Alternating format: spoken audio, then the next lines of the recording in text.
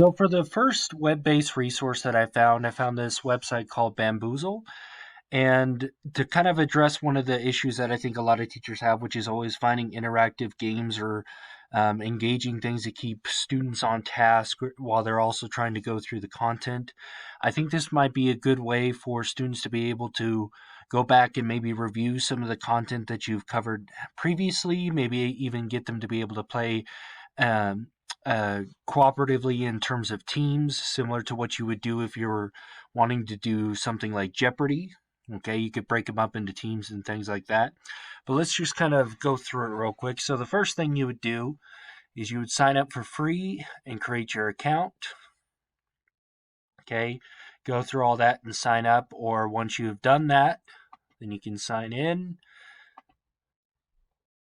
And what we have here is kind of interesting. You can search games that have already been made, or you can actually create your own game. So that's another interesting aspect with this. So if you wanted to, which I'll come back to this, you could create your own game and then have a different folder for games, such as maybe you wanted to create a folder to indicate that I have these specific games for geometry or these specific games for algebra. Okay, but to kind of show you what the games look like, and then I'll come back to that. Once you kind of get it signed up for, you can go over to the search bar here, and like I typed in geometry, and it came up with games that are already pre-made, which for me as a teacher is nice because I often don't always have time to create games. So if they have something that's pre-made, that really helps me out time-wise. And then I can just click on one of the games that have been made. Okay. Now, the thing that's nice about this is kind of set up to be kind of like a Jeopardy game, but there's different ways you can present it. You can show it as a slideshow, in which case you can go through the slideshow and just ask questions. Maybe you have a projector or a smart TV or something like that. That's one way to approach it. You could have students study individually. There's a study option, okay, in which they can just go through, pick a question, decide if they got the answer right or wrong, and then get a percentage of how much they got correct over here on the left hand side. And they can always restart it if they need to as well. Okay. In fact, let's see if I just click on some. Let's say that was right, and maybe this got wrong. Well, it's keeping track of what percentage here they got right and what they got wrong. Okay. But the other interesting thing with that, let me kind of go back here, is that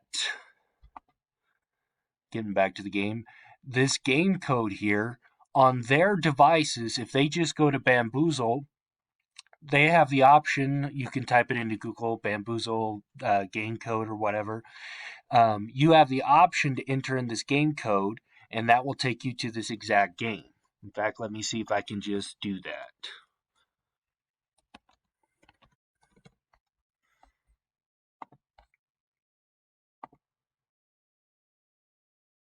So if I'm signed in here, I can just type in that game code, which was 48673, 48673, and that takes me to that game. So they can type that in on there and then go to the study mode. Okay. Or the other thing that they could be doing is if you hit the play option, this is similar to Jeopardy in a way here. Let's say we have two teams and we want an 8x8 grid of these questions. Then there's different views that it can look. There's questions with power ups, with easy power ups. The power ups is just a little extra, but all three of these are the same basic game. Okay, so if you click on quiz, it's going to come up with, like I said, it's almost like a Jeopardy look to it. And you could say question number 1 here, find the surface area of a sphere in terms of pi if the radius is 3 centimeters. And then you can have team number 1 give their answer and then check. If they're right, we hit OK. If they're wrong, hit oops. And then that gives them the points. Then team 2 says, I want question number 8. Looks like we got the distributive property here and then solving for x. So then they can go through the process, check their answer. Uh-oh, they got it wrong. So they're still at 0 points. Okay, so that's another aspect of using the game as well. But that's pretty much the highlights of using this And as far as the ISTE, it looks like this would help ensure that students have, or excuse me, ensure that the students have access to technology and connectivity necessary to participate in authentic and engaging learning opportunities. Okay, so it gives them the opportunity to use technology to stay engaged. And then also, as a teacher, you're able to share what you've learned here and then use that information of learning with technology and share that with the other teachers. And hopefully they can use that to the advantage of their classroom as well. So that'd be 1B and 2E.